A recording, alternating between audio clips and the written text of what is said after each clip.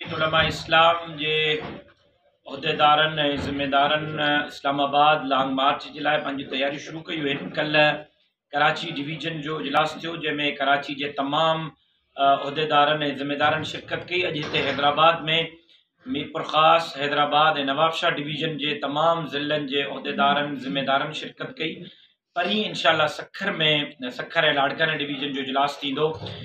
उम्मीद आहे त सिंध मां इंशाअल्लाह 3 खां 4 लख जमीयत उलमा इस्लाम जा कारकुन इस्लामाबाद जे तरफ़ रवाना थींदा।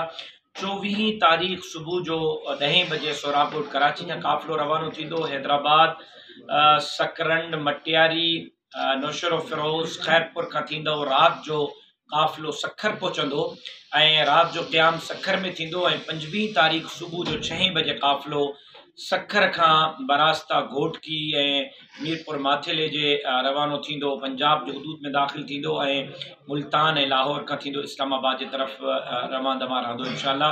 उम्मीद आहे त पाकिस्तान जे तारीख़ जो सभ खां वॾो लॉन्ग मार्च हूंदो, पाकिस्तान जे तारीख़ जो सभ खां वॾो कारवां हूंदो ऐं मौलाना फज़लुर रहमान साहब जे क़यादत में PDM में शामिल जमातुनि जा तमामु कारकुन 25 तारीख़ राति ताईं इस्लामाबाद पहुचंदा।